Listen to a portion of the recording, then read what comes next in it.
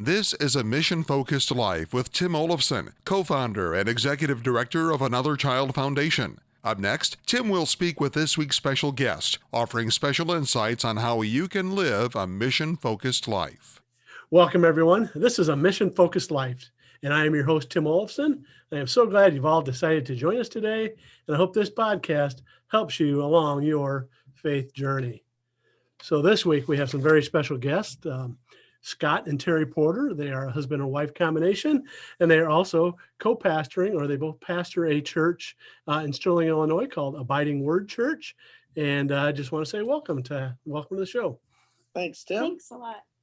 Hey, it's always good to have some pastors couple on. I mean, this you're my first couple that has been pastoring on this show, so I want to try to get some insight on what it is to kind of co-pastor a church. I know, Scott, you're the lead pastor, but I know Terri has definitely is involved in that. So we'll kind of talk about that a little bit. But, over a year ago, we kind of met at lunch at the world famous Arthur's Garden Deli. Arthur's.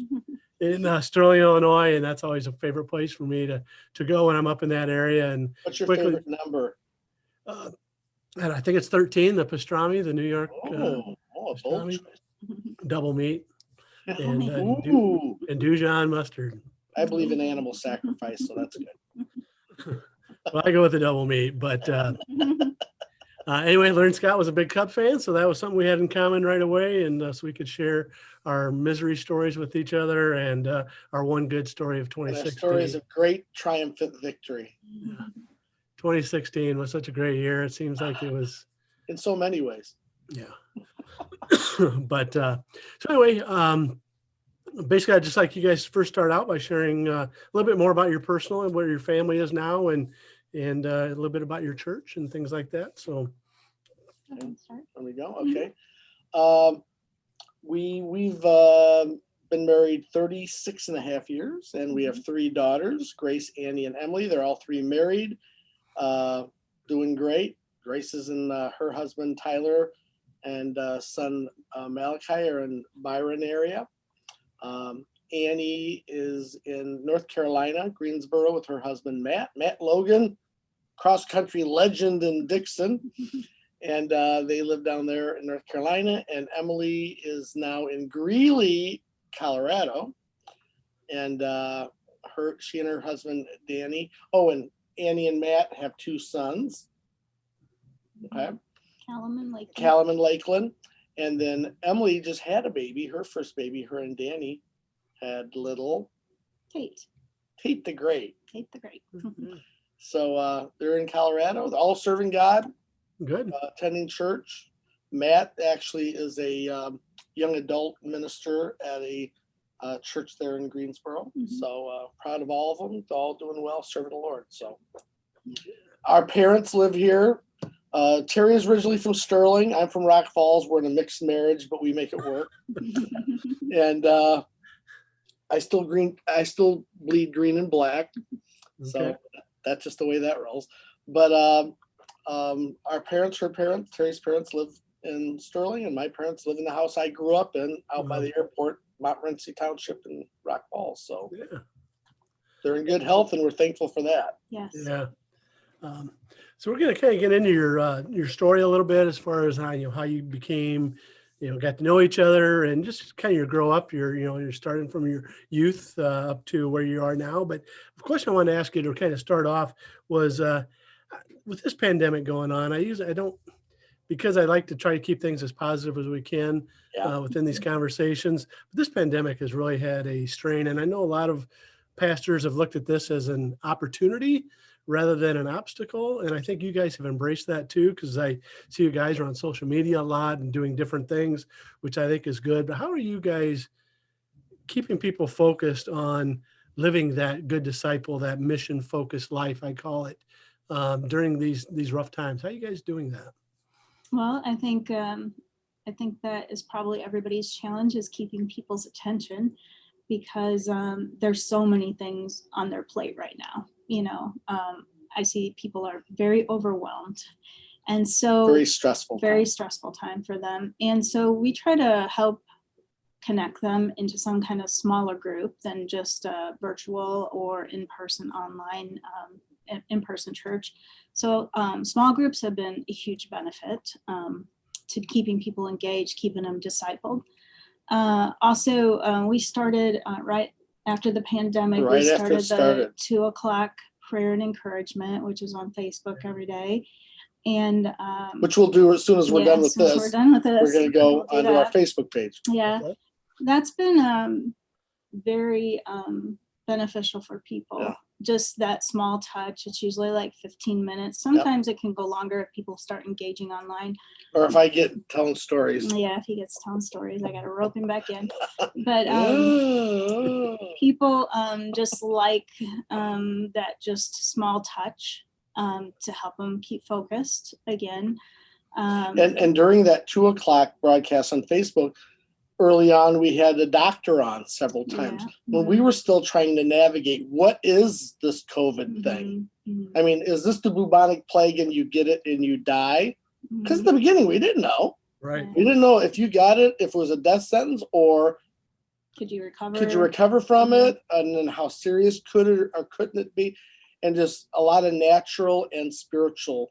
So we use the platform to educate people as well. So I think that drew a lot of people in because they were floundering as much as we were trying to. Just confused. They were confused. So we try to bring in people that would help keep them educated in what was going on in the changes. And encourage people. Yes. We did one week. We did one day. We did one on a Merry Heart Doeth Good Like a Medicine, and we just laughed. I just cut up for 20 minutes, which is very hard for me to do. I'm such a solemn person. But we just cut up for 15, 20 minutes and just laughed. And people wrote us saying, thank you. Because you can only get to about here, and then you got to release that. You got to release these. People are going to snap in some way, shape, or form. Yeah. So another way that we kept people focused or engaged or connected was we created a virtual lobby. So we open that 30 minutes before our service, and we talk about, we have a different host. Usually I'm on with somebody else. And we engage people. We get them to sign up. We get their prayer requests. We get them to see announcements. We have fun things that we ask them to comment on. What was your favorite Christmas cookie during Christmas time? Like we talk about stuff like that. And So we found that virtual lobby was gold for us. It just was. It engaged people. Engaged people, and people look forward to it because they felt like they were personally entering into a space with you and other people. And they would write each other, "Hey Sally, hey Bob," and they would be writing to each other while virtual lobbies going on. Right. We have a Saturday night service at 6, so the lobby starts at 5:30. Sunday morning 10, lobby starts at 9:30. So it's on for 30 minutes, 25 minutes before the 5-minute countdown. Right. But it's just a great way to grab people's attention, bring them in, and help and inform them. Yeah. So the other thing that was really productive for us in helping keeping people focused and leading them to a place of getting discipled was the online chat. So we'd been online for a few years before the pandemic. 2 years before the pandemic. So we had a little bit of a head start. I know some churches, we actually helped 4 or 5 churches get online back in March when everything shut down where you can't meet anymore. And so we helped several churches because that's what we're, we don't look at other churches as competition. We're all on the same team. So we helped several churches get online and improve their online because we learned things over 2 years of hit and miss and, mistakes and ups and downs and everything. So the online chat was great. So you explain what that is. So a lot of bigger churches were doing it more in the urban areas. And so we just started watching and seeing kind of how they connected with people and what worked for them, and then just made it our own. And so during that online chat, we're taking live prayer requests. We are putting down the scriptures. We are engaging people in salvation calls. We are giving them the opportunity to give. We're continually presenting them with areas to sign up for groups or discipleship or join our team and serve in our church, whether they're serving online or whether they're serving in person. So Sometimes, as far as the online hosting thing, sometimes our daughter Emily hosts from Colorado. Mhm. She's hosting the service in Illinois, but online. So prayer requests or putting up the connection card or how to take membership class, because now we have an online membership class. You don't even have to come to the church. You can watch the video, fill out the forms, email it, bring it in either way. Yeah. Mhm. And we have several people now that have taken the class and they're here working at the church. But they were only online. Yeah, they Right. came to us online. So I just think, it's just really out of the box thinking of any way to engage. Our moms group went online. That's been a great resource for moms gathering, and keeping things shorter was better because people's attention span really was limited and continues to be limited. So your content, I think it put a greater pressure on us as communicators to be more concise. So we started scripting things. We started focusing what we were doing, looking at like how long people's attention span was to help keep their focus. So, there was a lot of stuff that had to be reevaluated as to how, and then engaging our kids, and our youth. That was huge challenge and continues to be a big challenge. That first weekend in March when everything, when we shut down, we've been doing online church for 2 years, like I said, but I was petrified. It was the most nervous I'd been probably since I was 17 and preached my first sermon. And I've been at Abiding Word now 34 and a half years. But I was so nervous because before, if the online went down, there was 20 people watching, people from our church, people who were sick or out of town and they wanted to catch service or what have you. So it was 20 people. Not that they weren't important. Of course they're important, but now that first Saturday night, this is it. This is what everybody's watching. There's the only people in the buildings in the tech booth or on stage singing. There were 10 of us. That was it. Only 10 of us could be in the building. And so that first Saturday night, oh my Lord, I was in here. I wish I would have had oxygen, but everything went well. And we've had, you have your little snafus because so many people are online now. Sometimes things break down, but we grew, we flourished in 2020. It was just been amazing. Yeah. Yeah. Now, did you find it hard the first time when you were preaching out front that you were only looking at the camera instead of eyes over the whole? Right here behind me, there's a guy right there in the blue suit. That's Oral Roberts. He's kind of a famous guy. He had the university down in Tulsa. Yeah. But when I was going to Rhema Bible Training College, where I went to school in Tulsa, she worked at ORU, at Oral Roberts University. And I was in a meeting one time with, lots of people, but Oral Roberts was speaking. This is in the 80s. And I remember him saying, when I look into that camera, it's just me, even though millions of people are probably watching him, it's just me and that mom and dad in their living room. Yeah. And I remembered that Saturday night. It's funny you bring that up. I remember that Saturday night looking at the camera and just focusing in. I wasn't doing I'm acting like people are here. There ain't nobody here. Yeah. It was me and that camera. Yeah. And I looked right into that thing. And camera can tell whether you're telling the truth or telling a lie or whether you're being, upfront with people. And I remembered that as well. Somebody else said that. But I just focused on that camera. Yeah. And it was kind of strange because after 3 months, I was digging it. I was starting to like it because I could just lock in and go, and there was no distractions whatsoever. Not that people are, but sometimes, there are distractions. Yeah. And then we'd get done with service and we'd be out 30 minutes after the service, we'd go home. And I was like, this is weird because usually you're talking to hundreds and hundreds of people and you're shaking hands and kissing babies and, Yeah. I miss that though, because I'm a people person. But on the other hand, it was like, we get to go home now? Yeah. What do you mean we get to go home now? So that was different.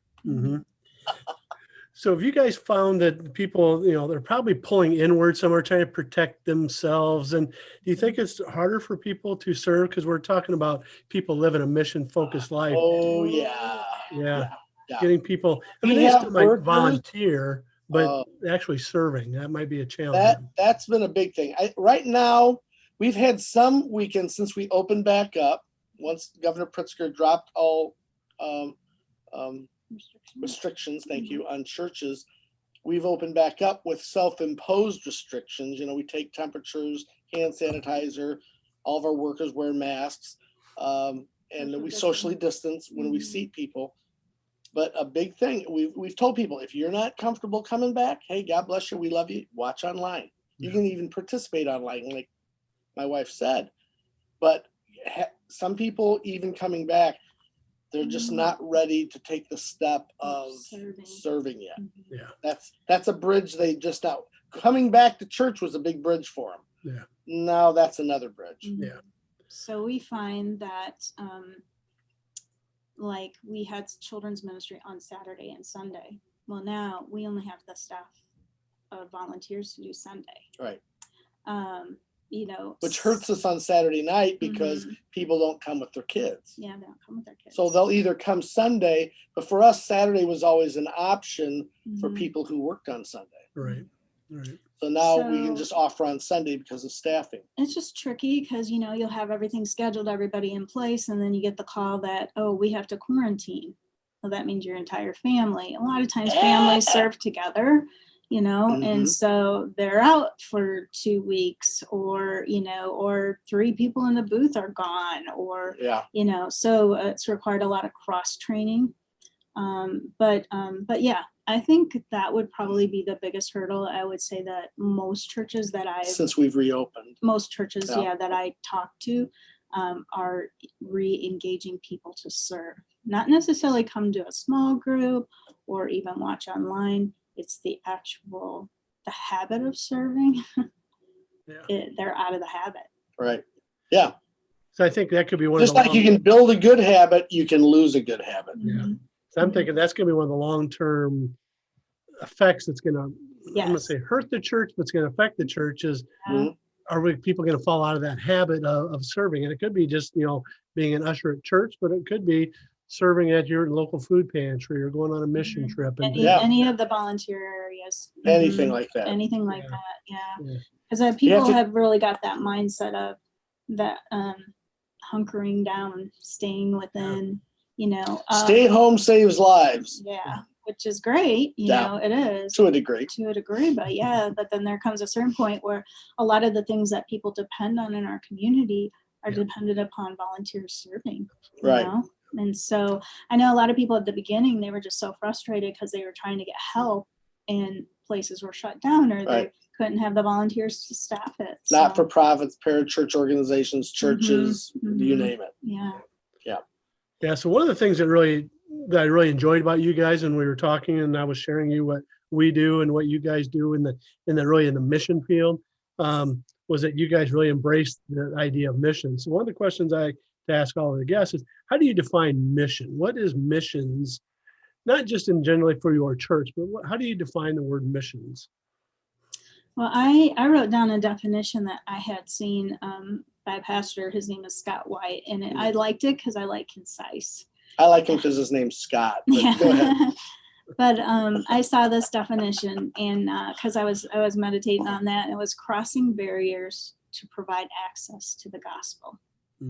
And I liked it because I thought it's crossing cultural, social, economic, any type of barriers to get the gospel to people. Something that's always been a part of my life is being a bridge builder, building bridges to people, giving me opportunity to share Jesus with you.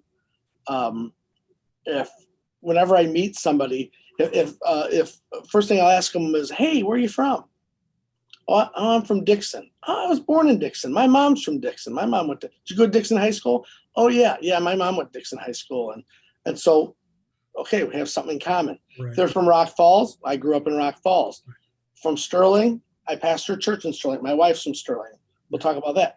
If they have a Cubs shirt on, You know, there you go. Yeah. But you find something in common with them, whether it's sports, natural things they do in life. They worked at the steel mill. I'm from a steel mill family. My grandpa, 6, 7, 8, 9 uncles, my dad, my brother, and a dozen cousins worked at the steel mill. So I'm the black sheep. I'm the preacher. So for you, missions is building bridges to people. Building bridges to people, finding ways for them to open up for me to share Jesus. I never start with, "Hi, I'm Reverend Scott Porter. Are you going to hell?" That just doesn't do it. That doesn't open a lot of doors. No. Yeah, it doesn't. The door's shut. So I want to build a bridge to an individual so that they open up. It's usually, it might be an hour before they find out I'm a pastor, unless they ask right off. I don't deny that, but I want to build a bridge to people, and that's my mission. Yeah. So how'd you guys come to become, now did you guys do this? I know you said that you were working at Royal Roberts and you went to another university. Rhema, yeah. Yeah. So We met when we were 16 years old in Sunday school. Rock River First Church of God. It doesn't exist anymore. I was raised Church of God, Anderson, Indiana, very much like the Nazarene. She was raised Mennonite. Okay. So we met when we were 16 in Sunday school. We started dating when we were 16. I was a fast worker. And dated till we got engaged at 19 years old and got married on my 20th birthday. She was 9. She turned 20 the next month, but she was 19. I was 20. Went to Bible school. When our honeymoon came back, I worked one more week at Sterling McDonald's. She worked at Bergner's. Remember Bergner's? And then off to Tulsa. We moved all the way, 700 miles away. I went to Rhema. We'd both gone to Sauk Valley Community College. Yep. Went to Rhema. She worked at ORU while I went to school. In end of my first year there, I met a gentleman that was coming back to Sterling named Jim Evans, who was going to be pioneering a new church called Abiding Word Christian Center, original name. Okay. He asked me to come back and work with the youth at first. Well, by the time I got here 11 months later, so the church started in June of 85, corner of 3rd Street, 5th Avenue, where Static Hair Studio is now. That was our first building. We were there 10 years. I got back a year later, 11 months later, May of 86. I was the associate pastor, children's and youth pastor. And she worked at a bank and we taught kids, taught the youth, I was there 24/7 in my office in the basement where the water leaked in through the window. And, it was a 100-plus-year-old building. Yeah. And it was the Methodist, Trinity United Methodist. That was their original building. Okay. And we were there 10 years. Well, 2.5 years later, the pastor resigned and left, and it all fell in my lap. And I became the pastor in late 1988. And so been here since 86. So we went from there over to the King's Den building. We were at the Coliseum for 2 years when they had an auditorium in there. Some people remember that. Then over to the King's Den building, which is now the youth center next to the post office. We were there for 12 years. 4 years of that, we're back to the Coliseum, set up, tear down every week. Kids had the building. And then in 2001, we bought the 32 acres out here at 6th and Lynn. Yeah. And then 07, we broke ground. In 08, we moved into our building. It's 18,000 square foot. So we've been here now over 12 years. Yeah. And it's been a ride. Yeah. Yeah. So God's been faithful. Yeah.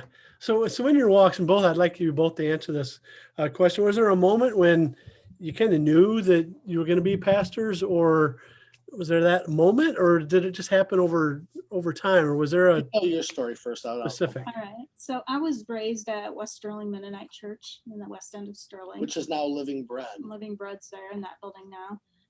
So when I was 7 years old, I was running in the church and my pastor's wife stopped me and I thought I was going to get in big trouble. Tell them who your pastor's wife is. Betsy Stauffer. So lots of people know Betsy Stauffer. Yeah, she works at McDonald Funeral Home and she does grief recovery. And I used to work at McDonald's too, but it was French fries. Okay. So she stopped me from running because I was running and I thought she was going to yell at me. And she just kind of grabbed me by the shoulders and looked into my eyes and she said, you're going to be a pastor's wife someday. And I was like in my head thinking, what in the world are you talking about? But in my heart at that very moment, I knew that was true. I knew that was true. And so to their credit, my pastor and his wife, they did a lot of mentoring. So I ran the nursery when I was 12. I was in charge of Bible school. I played the piano when I was 10. I learned to fill cupcakes, change diapers. I mean, they really started mentoring me from a very young age of, ministry being WORK. Ministry is spelled. Yeah. When I was 7 years old, so same time she's 7, I'm 7. Church. I was at the Lincoln Avenue Church of God in Dixon when I was 7. That's the church my mom and dad got married at, where I grew up. And if you would have asked me, if 7-year-old Scott Porter was sitting here, you'd say, Scott, what do you want to be when you grow up? And people would say, I want to be a cowboy, I want to be a fireman, I want to be whatever. I would have said, truck driver for me. That's what my dad did. Truck driver. When I was 7, if you would have asked me, I would have said, I want to be a lawyer and president of the United States. Really? And I was serious as a heart attack. Really? And everybody would laugh, and I'd be thinking, why are you laughing? Yeah. Because my hero was this guy, Lincoln. See him right there? There he is. There's Abe. And he was a lawyer and president of the United States. Yeah, and then Ronald Reagan, but he wasn't a lawyer. Yeah. He had more gainful employment. Oops. But that's what I wanted to be, because he was my hero, Lincoln was, and he did great things, and I want to do something with my life. Yeah. And so, but when I was 7, I can remember sitting there in church in Dixon, watching our pastor, Reverend Diggs, Brother Diggs, William Diggs, and knowing in my heart, not thinking in my head was, I want to be a lawyer and be president of the United States. But in here, knowing that's what I'm going to do when I grow up. I knew it was the Spirit of God was impressing that on me. Then a little while later, my Sunday school teacher, Elva Greer, my dad's cousin, said, Scott, she's from Virginia. Scott, you're going to be a preacher when you grow up. And in my head, I'm like, yeah, okay, whatever, Elva. But in here, knowing it confirmed what I already knew in my heart. Now, I go to college. I'm at Sauk. I'm a business major. Yeah, we're both there together. We're both there together. She had scholarship. She had full ride. She's smart. And I'm studying business because I'm going to go into Chicago, make money, come back here, run for Congress, and then get to Washington. Let's see what happens, boys and girls. Yeah. Fine, because that was my plan. But at that time, that tug started happening about ministry. And I knew this isn't where I was supposed to be. I was supposed to be going to Bible school. And I was having this inner war, which brings me to Charleston, Illinois. I went to a Christian workers convention there, and there was a man there named Horace Shepherd. He was a African-American pastor from inner city Philadelphia. Okay. So here he is out in the plains of Illinois, with all these 18, 20-year-old white kids, and this guy was hysterical. He was like Flip Wilson. He would sing during his sermons. He'd start doing push-ups in the middle of his sermon. He was just hysterical, but man, he preached. Powerful, yeah. Powerful speaker. And afterwards, I'm going up to him because there's a bunch of young guys around him, and he's signing their Bibles.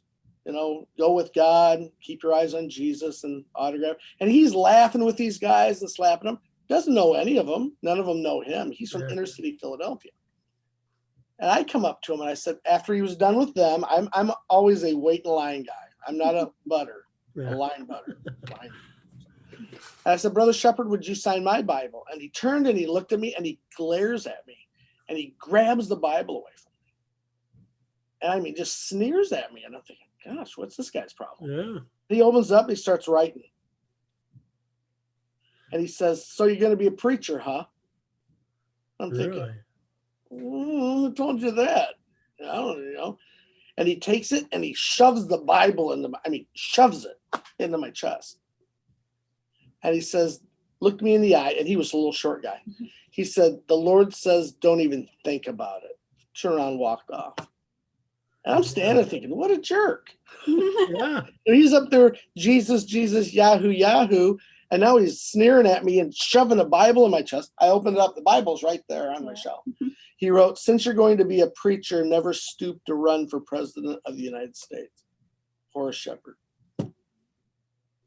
No, that is incredible. And it was like a harpoon through me. You have a higher calling. Yeah.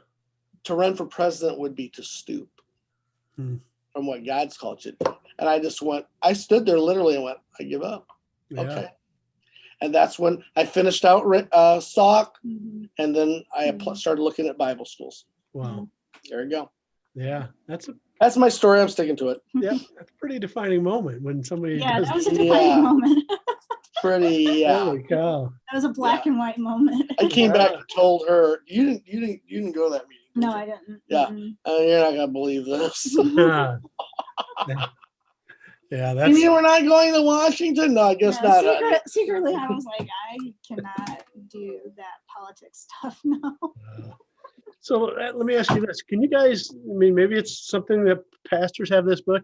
Do you sense that in people that you meet, maybe youth, or maybe that you sense that they have a calling into ministry? I mean, you can sometimes see it within their You'll just see some personalities, but when you see people getting off the rails a little bit, there have been times I've called their parents in and say, listen, you're responsible for that child.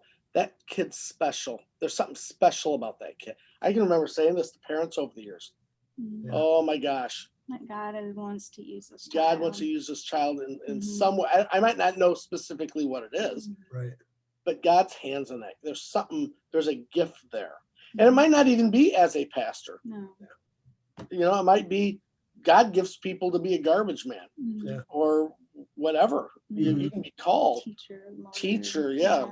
Mhm. God, we need godly lawyers and politicians. You just see that they have something on the inside of there's them something on the to inside. do greatness. But then there's other times where there's a special call of God for ministry. Yeah. Yeah. And there's several young people in our church right now. Yeah. I see that with. They're just. How do you encourage those? How do you encourage them? You shove a Bible in their chest, or what? I haven't done that yet. Maybe I ought to try that. It worked for me. But I think we try to elevate them in giving them responsibility. So we try to give them a taste of ministry. Mentor them. We start them with menial things to see, can you serve in non-glamorous situations? Can you clean the toilets? Can you? We start out as janitors at a church in Tulsa. Yeah. So rusty toilets with acid. You throw the acid in the toilet, hold your breath, rub the acid in there, and run out of the bathroom. Let it do its business, then come back 15 minutes later and scrub it. Yeah. Then they're done that. So like right now, we have a group of young adults that are meeting at our house. Now, we don't have to teach young adults. I mean, we've been here enough years that we can put that off on somebody else to do. But we know the importance of developing young people. And so we've invited this group into our home. And so they're 20-somethings, we're 50-somethings. And so we're learning from them. And they're learning from us, and we are trying to mentor them in, in their life goals. So some of these kids do not know who Bob Hope is. What's going on in this world? Yeah. It bothers me. Or maybe not even Flip Wilson. That was a name. Yeah, they wouldn't know that. Yeah, they wouldn't know that. So he was great. I think you're just always wanting to invest in them. That's something I believe one of the secrets to our success in ministry is our secret sauce, which is our children's and youth ministry. We've always endeavored, because you basically draw who you are. When I started an Abiding Word, I was 21 years old as associate pastor. I became pastor when I was 24. I was 24 years old. And guess what we had? A bunch of 20-somethings. Yeah. Okay. And then when I was a 30, a bunch of 30-somethings. But we've always had the 20-somethings, even when I was a 30-something. When I was a 40-something, still had the 30s and 20-somethings. Now that I'm going to be 57 come June, we always reach back and we bring them along. We put them into leadership. We coach, teach, train, and mentor and get them into leadership position. So it's not a bunch of 50 and 60-year-olds running things. Yeah. Now, do we need 50 and 60-year-olds? Yep. Yeah, we do. But we need 40s and 30s and 20s and all the way down. Teenagers. Young youth. I mean, little kids. All the way down. So, I mean, I don't know, you probably don't use the exact term, a mission focused life, but how do you try to, I know it sounds like you do it through leadership responsibilities. Is that how you try to get people to live a mission focused life? Yeah. Vision, setting goals. Yeah, and we have always done this since the time that, we became pastor, is discipleship. Yeah. And and there's just Day one. there's no way around it. I mean, there's no way around getting into the messiness of people's lives and help them work out living the gospel. Pastoring's messy. It's messy. And so it's like being a garbage man. Being a garbage man's messy. So's pastoring. Yeah. So we've always endeavored the good, the bad, and the ugly. You deal with it all. To train them and give them opportunities to grow. Whether we use a series of books called Getting a Grip. So we start them on the 7 basics and we take them to the expanded basics, and we have Getting a Grip on serving, on generous living, on health and wholeness for your body. We just get a grip. We're always pushing them to study and make a foundation for their own life. So we say, you're not relying on us. Yeah. You have to stand on your own 2 feet and be able to find things, use God's word. And so we never not offer classes and pushing people to take classes. Anytime say this paper represents a responsibility, a new ministry, a new something going on in the church, and where does it usually go? Oh, give it to the pastor. Yeah. I've always said, if there is somebody in the church that can do this thing, whatever this thing is, if they can do this as well or better than me, there you go. Yeah. I give it away. Why? I have plenty to do, number one. But number two, I don't want to thwart you from fulfilling God's plan and purpose for your life. Right. So we've always endeavored to give ministry away. Yeah. It doesn't all revolve around us. Too many ministries, if you build it around a single personality and then something happens or you leave, and then the whole thing falls in. Yeah. I visit a lot of churches, and I can always sense the churches that have that type of mentality versus ones that are revolving around the pastor. When everybody looks at the pastor for every answer, you can sense that. Oh my gosh. Almost immediately. And there was a day where that was here. Yeah. I can remember being at the first building. The office was still downstairs. We built, if you go to Static Hair Studio for a manicure, that's in my office. We built the office upstairs. But when my office is still downstairs, music's playing. I can hear people out in the sanctuary. I'm in there just going through my sermon notes one last time before I go out to start greeting people pre-service. And the door opens, and it's one of the ushers. Pastor Scott, we're out of toilet paper. And I looked at him. I went, well, go buy some. Yeah. Because you had to go to the pastor for everything. I had to wean people from that. It took years. Yeah. It took years because you had that group of people that the pastor, you got to go to him for everything. Now, I need to know what's going on. But there are times I'll drive by the church and there's a crowd of people and what's going on? I don't know. Kind of exciting, though. It's liberating. It's just amazing. It's like, they're doing something. Yeah. So as we start world conquest, maybe. Yeah. So as we start to wrap up here, what would be some things that you could advise our listeners to do as far as takeaways that they can put into their life? Because I always say sometimes, some of our listeners are maybe well advanced in their faith, so it might not be the first step they need to take, but the next step. So what were some of the things that you would,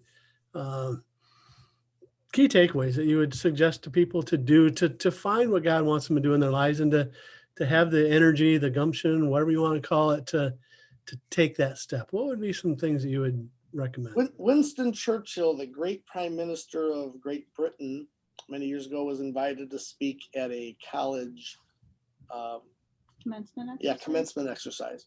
And the guy who got up to introduce him went on for an hour and a half. And it was hot. And everybody's sitting there squirming, big crowd of graduates. And after, here's Winston Churchill, thunderous applause. Churchill got up and went, never, ever, ever, ever, ever, ever quit. And I reemphasize, never, ever, ever, ever, ever, ever quit. So that's what I tell people. Yeah. Never quit. Yeah. Don't ever quit. Even when it looks like you're up against it, like there's no way out. My gosh, I could write a book, and maybe I will one day, about the ups and downs of ministry and how to persevere and how to push through and how, to keep faith in God, in yourself, in people, because as pastors, you have war wounds over the decades. You've been, people love you and people hate you, and you get stabbed and whacked upside the head in so many different ways. And sometimes you do it to yourself. Yeah.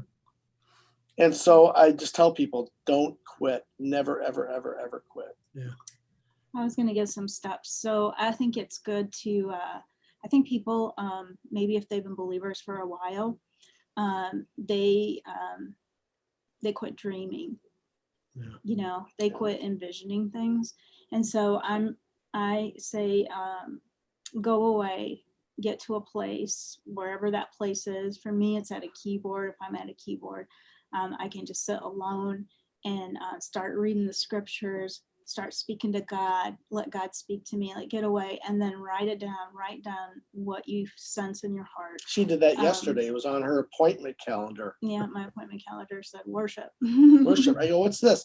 I'm just going to go on at the keyboard. Okay. I got to go worship, Yeah. So in dreaming and not letting the tyranny of the urgent This is big. take over your life, so that's why, and I'm even trying to practice it more this next year than ever before, is scheduling the things in my life that are the most important. So fueling yourself with God's word, spending time with God is where you're going to get those fresh ideas, in where he's going to speak to you about what he wants you to do. Asking him. This year I did a vision board, and so I just laid out all kinds of visions, like dream big dreams and set new goals. And I think that's always important, because if you don't put it down, if you don't put it in your schedule, then life is going to eat your lunch, and you're going to get at the end of your days and say, I didn't accomplish what I feel like God wanted me to accomplish. Something we've done, I've done it since 2003, is in the fall, I call it mountaintop.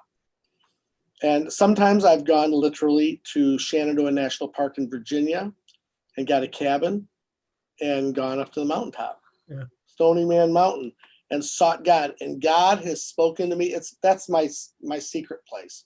Yeah. God has spoken some things to me that has blessed me personally. This church helped us in ministry. Something we've done, we've taken the train.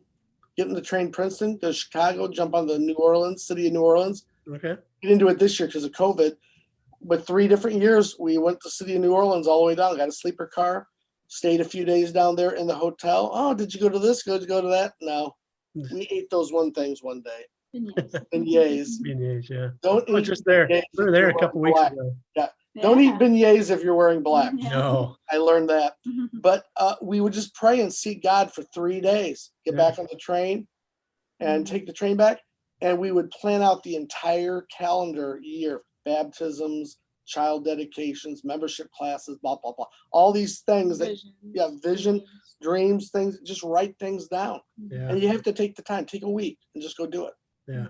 That's cool. The other thing I was going to add in there is, as you become a seasoned believer, sometimes you can get to the place where you think you know it all. Hey, I've been there, done that, been through it. Oh, we tried that. That didn't work. That's why I encourage seasoned believers to get with new believers or youth or kids or things like that, because they, when that new believer has Jesus in their heart, they are flipping crazy. They're telling all their friends they are on fire. And, in order to stoke those fires, it's good for you. Volunteer and teach that new believers class. Yeah.